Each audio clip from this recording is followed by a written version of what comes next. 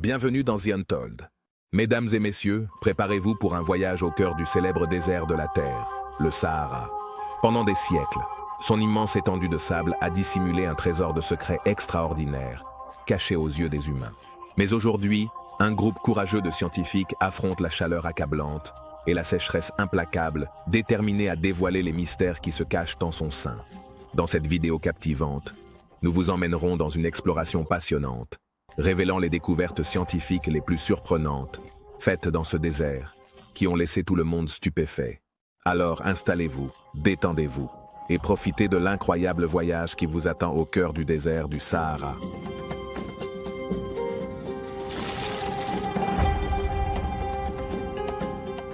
Le Sahara P40, disparu depuis la Seconde Guerre mondiale. Au cœur d'une guerre féroce dans le désert qui a ravagé l'Afrique du Nord. En juin 1942, où les forces de l'Empire britannique affrontaient le corps africain de Rommel, le sergent-pilote Dennis Coppings, un casse-cou de 24 ans originaire de Southend-on-Sea, dans l'Essex, a entrepris un vol très dangereux et n'est jamais revenu. Dennis n'est pas un homme ordinaire, mais un pilote habile qui pilote ses incroyables chasseurs-bombardiers Curtiss P-40 Kitty Hawk pour le 60e escadron de la RAF. Ce jour fatidique, Dennis s'est attaché dans le cockpit de son bien-aimé P-40, dont le nom de code était ET-574, prêt à s'élancer dans les cieux. Que cherchait-il à faire? Eh bien, le pauvre avion était tout abîmé et cabossé, alors Dennis devait l'emmener dans une base égyptienne pour des réparations absolument nécessaires. Personne ne se doutait que ce serait un vol mortel. Après tout, Dennis était un professionnel et il avait tout sous contrôle. Le cœur rempli de courage et l'estomac noué par le trac, Dennis met les gaz, parcourt la piste et s'élance dans le ciel limpide d'Afrique du Nord. Le vent fouette ses cheveux alors qu'il monte toujours plus haut, se sentant comme un véritable héros des airs. Mais juste au moment où tout semblait bien se passer, le désastre survient. Dennis et son fidèle, P-40 ont disparu dans les airs. C'était comme s'ils avaient été engloutis par une tempête de sable du désert. Personne ne sait ce qui leur est arrivé, et cela est devenu un véritable mystère. Avançons rapidement jusqu'en 2012. Un ouvrier pétrolier polonais nommé Jack errait dans le désert du Sahara, vacant à ses occupations. Et devinez sur quoi il est tombé? Tu ne vas pas le croire. Là, au milieu de nulle part, se trouvait le 547, l'avion perdu de Dennis. Il était resté là, seul, pendant 70 années incroyables. Alors, pourquoi personne n'est-il parti à la recherche de ce jeune corps innocent et de sa terrible expérience? Ce que Jack a vu de ses propres yeux l'a laissé stupéfait. L'avion était encore intact, bien qu'un peu détérioré. Les vents du désert avaient arraché la peinture, lui donnant l'apparence d'un guerrier usé par le temps. L'hélice et le cône de nez manquaient, victimes d'un atterrissage brutal, et il y a des indices montrant que Dennis a utilisé des parties de son parachute pour se fabriquer un abri. C'est une idée intelligente. Mais attendez une seconde, où était exactement Dennis? Malgré des recherches partout, il n'y avait aucune trace de lui. C'est comme s'il s'était volatilisé dans les airs. Les seuls indices restants étaient un campement près de l'épave et des morceaux épars de son parachute retrouvés à des kilomètres de là. A-t-il survécu à l'accident? A-t-il tenté de quitter le désert à pied? C'est un vrai casse-tête. Après sa découverte, le 574 a finalement été transporté au musée de la guerre, à El Alamein, en Égypte. Cependant, les avis étaient partagés quant à ce qu'il aurait fallu faire de l'avion. Certains pensaient qu'il aurait dû être laissé dans le désert, servant de monument émouvant aux jeunes pilotes qui s'étaient aventurés vers l'inconnu. Ils estimaient que la présence de l'avion à son lieu de repos d'origine honorerait la mémoire de Dennis Coppings. D'un autre côté, le musée a choisi de restaurer l'avion dans le but de préserver cette pièce remarquable de l'histoire. Les dunes, de sable chantante. Tu sais ce qu'il y a de bien dans le désert du Sahara? Les majestueuses dunes de sable. Les gens adorent prendre des photos de ces merveilles, surtout au coucher du soleil. C'est tout simplement magique. Personne n'était censé voir cela. Cette nouvelle découverte secrète dans le Sahara a changé l'histoire. Mais imagine que tu es là, debout, en train de profiter de la vue, et que soudain, tu entends les dunes chanter. On dirait quelque chose tout droit sorti des récits les plus farfelus de Marco Polo. Il a écrit sur des expériences étranges dans le désert près de la ville de Lop, dans la région du Grand Gobi. Certains pensaient que ces histoires étaient inventées, mais il y a une part de vérité cachée dans ces récits. Selon Marco Polo, la nuit, le désert était envahi par des voix de démons ou d'esprits qui tentaient d'égarer les voyageurs. Il a même affirmé que ces esprits jouèrent de toutes sortes d'instruments de musique. Assez fou, non? Mais voici le point. La source de ces sons est loin d'être démoniaque. On sait que les dunes du monde entier chantent. Boum, et même roter. C'est un mystère que les scientifiques essaient de résoudre depuis des années. Ils ont étudié les conditions nécessaires pour produire ces mélodies inquiétantes. Il y a environ une décennie, des chercheurs ont provoqué une avalanche de sable. Et devine ce qu'ils ont découvert. La taille des grains de sable influence la tonalité du son. Qui l'aurait cru? Mais c'est là que les choses deviennent vraiment folles. Le sable produit tant de sons différents. Un bourdonnement, un grondement guttural, et même des rauds. Comment diable le même sable peut-il créer tous ces sons distincts? Eh bien, les scientifiques ont une réponse pour nous. Il s'avère que différents types d'ondes sismiques sont responsables de chaque son. Les chercheurs ont utilisé des instruments appelés géophones pour mesurer ces ondes sismiques. En voyageant à travers de grandes dunes, ils ont découvert qu'un type d'onde, appelée onde primaire ou onde P, produit un son grondant. Ces ondes sont super puissantes et peuvent traverser toute la dune. D'un autre côté, il existe un autre type d'onde appelée onde de Rayleigh. Ces ondes se propagent à la surface de la dune, provoquant ces rauds. C'est assez incroyable, non? Bien que le sable soit solide, lorsqu'une masse de petits grains bouge ensemble, il se comporte comme un liquide. C'est comme si le sable devenait un gigantesque haut-parleur qui amplifie les vibrations. Tu connais maintenant la science derrière les dunes de sable chantantes. C'est fascinant, vraiment. Cependant, connaître l'explication ne change rien à ce que l'on ressent lorsqu'on en fait l'expérience en personne. Cela reste un phénomène hallucinant et inspirant. Les dinosaures. Devine quoi? Une énorme découverte de fossiles a eu lieu dans le désert du Sahara, ce qui enthousiasme les scientifiques. Ils ont découvert les restes d'une créature gigantesque appelée Spinosaurus, ce qui nous offre une toute nouvelle perspective sur les dinosaures. Le fossile a la bagatelle, de 95 millions d'années. Et ce qui est vraiment intéressant, c'est que cela confirme quelque chose que les scientifiques soupçonnaient depuis longtemps. Le Spinosaurus est en réalité le premier dinosaure nageur connu. Selon les chercheurs, cette créature possédait des caractéristiques assez uniques. Des caractéristiques? Il avait des pieds plats comme des palettes et des narines situées sur le dessus de sa tête de crocodile. Ses narines étaient parfaites pour plonger sous l'eau sans aucun problème. C'est comme si ce dinosaure avait été conçu pour l'eau. L'étude a été publiée dans la revue Science et l'auteur principal, Nizar Ibrahim, paléontologue à l'université de Chicago, a déclaré qu'il s'agissait d'un dinosaure vraiment étrange. Il n'existe aucun véritable modèle pour cela. Tu peux imaginer? Cette bête avait un long cou, un long museau et une longue queue. Mais ce n'est pas tout. Il avait aussi une voile de 2 mètres de haut sur le dos et un museau semblable à celui d'un crocodile. On parle là d'une combinaison unique. Ensuite, lorsqu'ils ont analysé les proportions du corps du Spinosaurus, ils se sont rendus compte qu'il n'était pas aussi agile sur Terre que les autres dinosaures. Ainsi, Ibrahim pense que ce dinosaure passait beaucoup de temps dans l'eau. C'est comme une aventure de dinosaures aquatiques dans la vraie vie. Mais attends, il y a encore plus. En octobre 2020, une autre étude sur le Spinosaurus a été publiée dans la revue Cretaceous Research. Ces scientifiques ont découvert quelque chose de stupéfiant. Dans la même zone désertique, ils ont trouvé une dent fossilisée là où se trouvait autrefois une rivière appelée Kemkem. Tu peux le croire. Il y a des millions d'années, de l'eau coulait dans ce désert. Au cours de leurs fouilles, ils ont trouvé la bagatelle de 1200 dents appartenant au Spinosaurus. C'est un nombre complètement fou. L'œil bleu du Sahara. Alors, quand on dit œil, on ne parle pas d'un vrai œil comme le tien. C'est plutôt une merveille géologique qui possède son propre charme unique. Certains l'appellent l'œil bleu du Sahara, tandis que d'autres parlent de la structure de Richa. Cette formation s'étend sur une vaste région de 40 km en Mauritanie. L'œil a attiré l'attention du monde pour la première fois lorsque les astronautes de Gemini l'ont photographié dans les années 1960. Ces images ont fourni des informations précieuses sur sa taille, sa hauteur et son étendue générale. Au départ, les géologues pensaient que l'œil du Sahara était un cratère d'impact de météorites formé lorsqu'un objet extraterrestre avait percuté la surface de la Terre. Cependant, des études ultérieures ont révélé une histoire différente. La structure de Richa est en réalité un grand dôme elliptique qui a subi une forte érosion. Son diamètre atteint la somme impressionnante de 40 km. Il s'avère que l'activité volcanique sous la surface de la Terre a soulevé tout le paysage entourant l'œil il y a des millions d'années. Fait intéressant. La région n'a pas toujours été le désert aride que nous voyons aujourd'hui. Autrefois, elle regorgeait d'eau courante, ce qui en faisait une terre d'abondance. Avec le temps, le vent et l'eau ont déposé des couches de roches de grès provenant des vents et des sédiments d'anciens lacs et rivières. Au fur et à mesure que le flux volcanique souterrain diminuait, les couches superposées de grès et d'autres roches ont été poussées vers le haut. Cependant, l'érosion du vent et de l'eau a commencé à user les couches de roches en forme de dôme, provoquant l'affaissement et l'effondrement de la structure vers l'intérieur. Le résultat final? Une formation saisissante qui ressemble à un œil.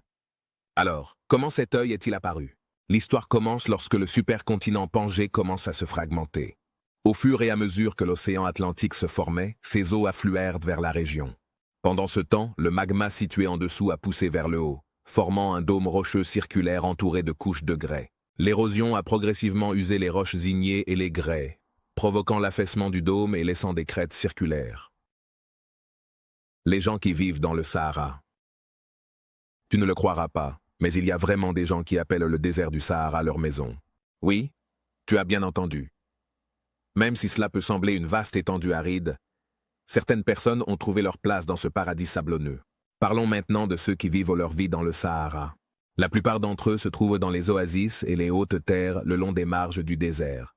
Il y a des personnes qui parlent arabe, comme les Bédouins de Libye et les Chambas d'Algérie, qui ont leur foyer dans le nord du Sahara. Et devine quoi? Aux confins nord et ouest du désert, il y a de nombreux groupes berbères. Le plus grand groupe berbérophone du Sahara est celui des Touaregs, avec une population comprise entre 500 000 et 1 million de personnes.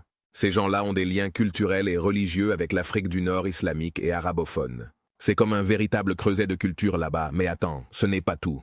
Dans la zone orientale, plus précisément au Niger et au nord du Tchad, on trouve les peuples Tata ou Toubou. Ces populations ont des langues et des cultures étroitement liées à celles des groupes d'Afrique subsaharienne.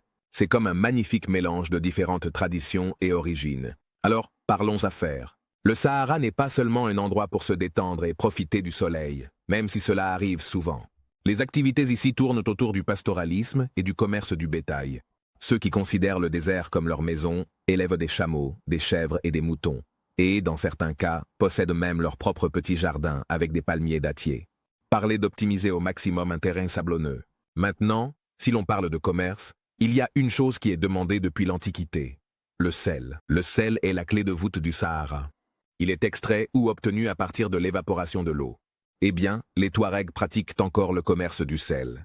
Ils le font depuis des années, échangeant ce précieux minéral contre des céréales et perpétuant ainsi la tradition. Les gens vivent leur vie dans le désert du Sahara, façonnant leur propre coin dans cette vaste étendue de sable. C'est un témoignage de l'adaptabilité et de la résilience de l'humanité, qui prospère dans l'un des environnements les plus difficiles de la planète. Alors, la prochaine fois que tu penseras que le désert est vide, souviens-toi qu'il s'y passe bien plus de choses qu'il n'y paraît. L'arbre de la vie. Parlons maintenant de l'arbre le plus solitaire et le plus particulier du monde, l'arbre de Ténéré. Cet arbre est une acacia qui a attiré l'attention dans les années 1930. Et voici pourquoi il était si important. L'arbre de Ténéré se dressait seul au milieu du désert du Ténéré, en plein centre du Sahara. Or, cet endroit n'a rien d'une partie de plaisir. La chaleur là-bas ne fait pas que dessécher l'air.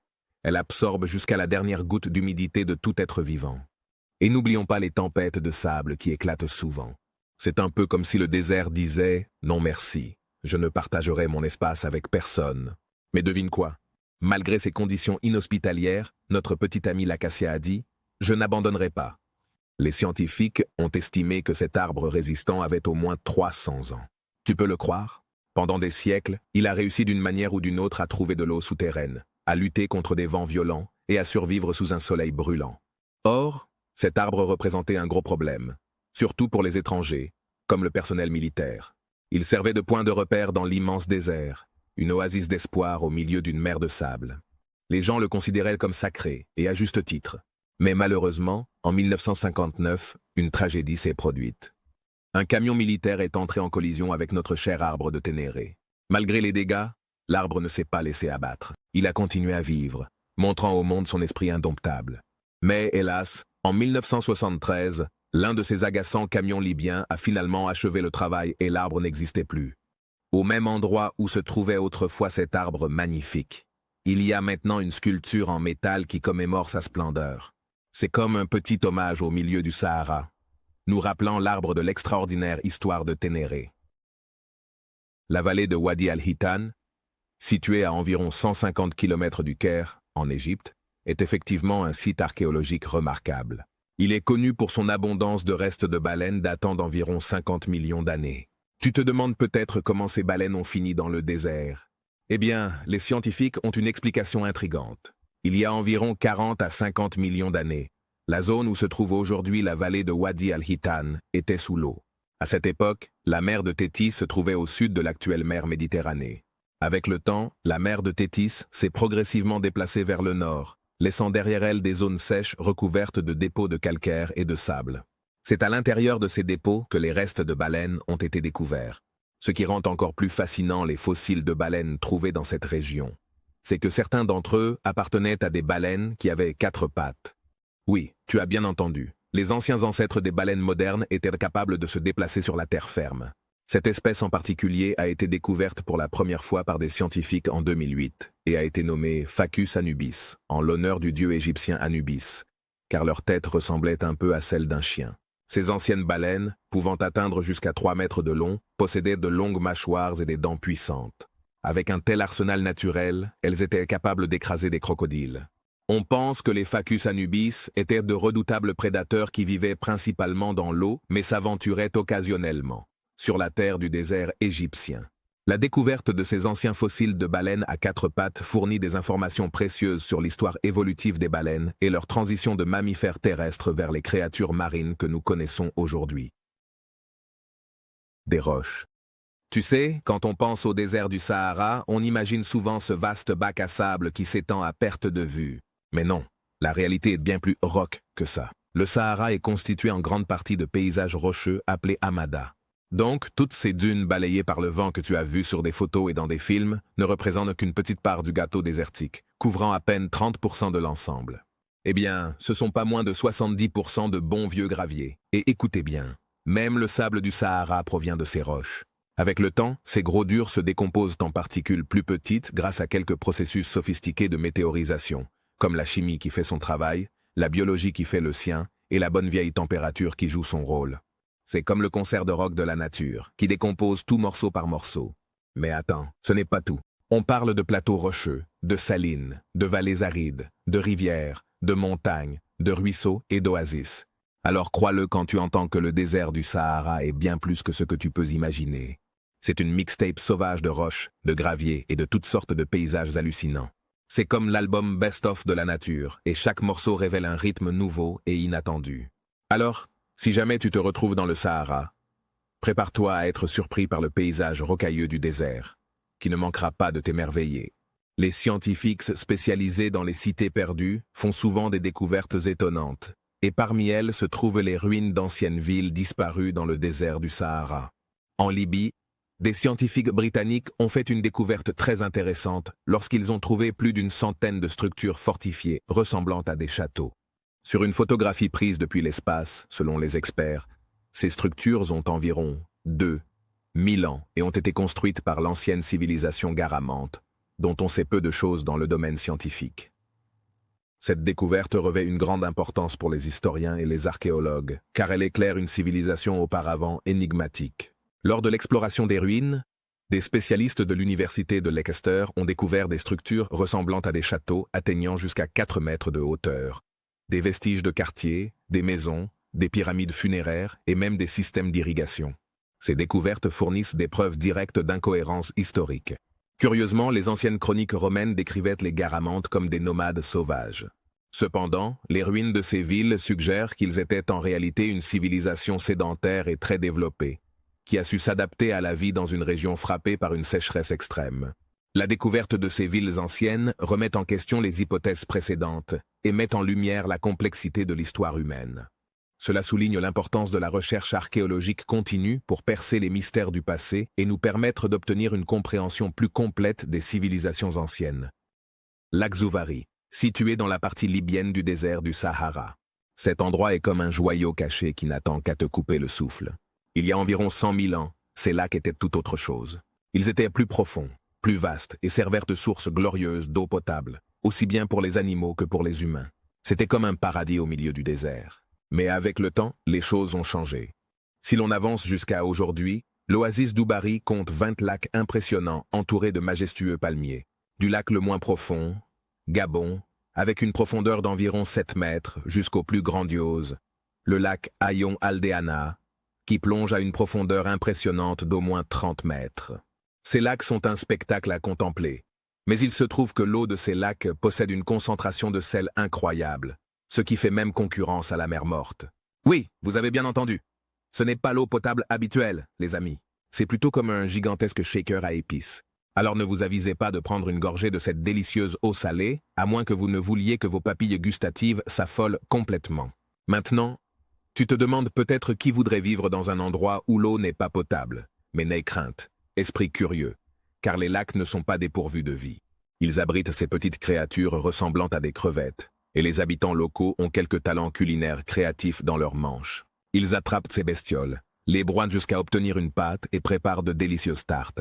Voilà comment tirer le meilleur parti d'une situation salée, mais n'oublions pas la vue d'ensemble ici.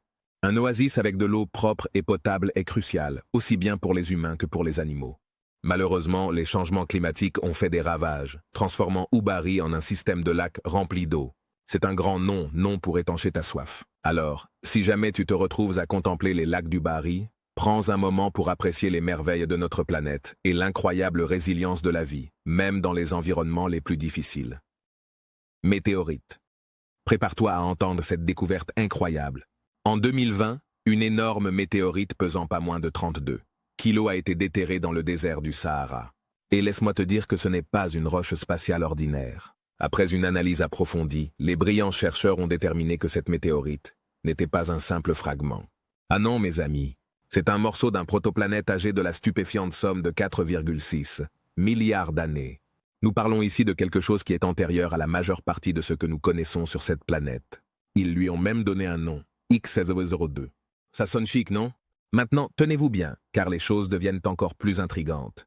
Les scientifiques ont classé X002 comme un Albright, un type de météorite pierreuse connu pour son absence d'inclusion arrondie. Ces Albrights contiennent généralement du basalte et l'on pense qu'ils proviennent de Mars ou de la Lune. Mais, devine quoi, X002 n'a pas suivi les règles. Il était composé d'andésite, une roche volcanique magmatique qui est assez différente du basalte attendu. Plongeons un peu dans la science, d'accord? Le basalte se forme par le refroidissement rapide d'une lave riche en magnésium et en fer, tandis que l'andésite, c'est une toute autre histoire. Elle se forme à partir de silicates à forte teneur en sodium et se produit généralement dans ce que nous appelons des zones de subduction, sur notre planète. Ces zones se trouvent aux limites des plaques lithosphériques, là où un bloc de la croûte terrestre s'enfonce sous un autre. C'est comme une danse géologique, avec une plaque qui fait le limbo sous une autre. Maintenant, c'est là que ça devient hallucinant. X002 est vraiment unique, car sa composition suggère qu'il appartient aux protoplanètes de notre système solaire primitif. Oui, tu as bien entendu. Cette météorite contient des indices pour comprendre la formation de la croûte primaire, qui recouvrait ces anciens corps célestes. C'est comme jeter un coup d'œil à l'histoire de notre voisinage cosmique et percer les secrets du passé. Cette découverte est comme une capsule temporelle cosmique qui permet aux scientifiques d'entrevoir les premiers jours de notre système solaire. C'est un témoignage de la curiosité humaine et des merveilles qui se trouvent au-delà de notre planète. Qui sait quels autres trésors célestes attendent d'être découverts dans l'immensité de l'univers? Une chose est sûre, plus nous explorons, plus nous découvrons les histoires extraordinaires cachées au cœur des étoiles. Expansion massive. Saviez-vous que le désert du Sahara est en train de s'agrandir? Le plus grand désert chaud du monde est en expansion, et les scientifiques ont quelques idées fascinantes sur les raisons de ce phénomène. Passons maintenant à l'action. Le changement climatique semble jouer un rôle dans l'expansion de ce désert. Vous voyez, les chercheurs se sont penchés en profondeur pour comprendre les facteurs à l'origine de la croissance du Sahara, et ce qu'ils ont découvert est préoccupant. Selon leurs études, le Sahara est actuellement environ 10% plus grand qu'il y a presque un siècle. Ce n'est pas une petite augmentation, tu sais. Dans une étude récente, ces scientifiques ont analysé en détail les données sur les précipitations recueillies en Afrique, depuis 1920. Ils ont examiné méticuleusement comment les conditions changeantes affectèrent les régions situées autour des frontières du puissant désert. Et devine ce qu'ils ont découvert? Ce ne sont pas seulement les cycles climatiques naturels qui sont responsables de cette expansion. Le changement climatique provoqué par l'homme joue également un rôle important. Alors que ces esprits brillants étaient occupés à analyser les cycles saisonniers de température et de précipitations en Afrique, quelque chose a attiré leur attention.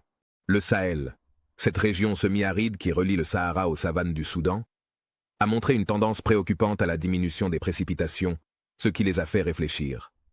Voyez-vous? Ces scientifiques se sont donnés pour mission de démêler l'intricate connexion entre les tendances des précipitations et l'expansion du Sahara, au fil du temps. Dans le domaine des déserts, il est naturel que leur taille fluctue à mesure que les conditions passent de plus humides à plus sèches. Mais en ce qui concerne le Sahara, nous sommes face à un cas grave d'expansion. Alors, que signifie tout cela? Cela signifie que nos actions en tant qu'êtres humains ont un impact profond sur l'environnement. Le changement climatique, provoquée par nos propres activités, est en train de bouleverser l'équilibre délicat de notre planète.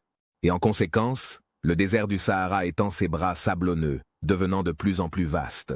Cette découverte sert de rappel brutal des conséquences de nos actions. C'est un appel à l'action qui nous pousse à aborder la question urgente du changement climatique et à œuvrer pour un avenir durable. L'expansion du Sahara n'est qu'un des nombreux signes que notre planète est en train de changer, et il nous appartient d'assumer nos responsabilités et d'apporter une différence positive. Alors, chers amis, unissons nos forces, sensibilisons et prenons des mesures pour préserver la beauté et l'équilibre de notre monde. Merci beaucoup de nous avoir regardés. Dis-nous ce que tu as pensé de la vidéo d'aujourd'hui. N'oublie pas de t'abonner et de mettre un j'aime. Et si tu as aimé cette vidéo, tu peux en voir d'autres sur notre chaîne, ou cliquer sur l'une de celles qui s'affichent à l'écran. On se retrouve à la prochaine, et n'oublie pas, nous sommes Lo Nunca Contado.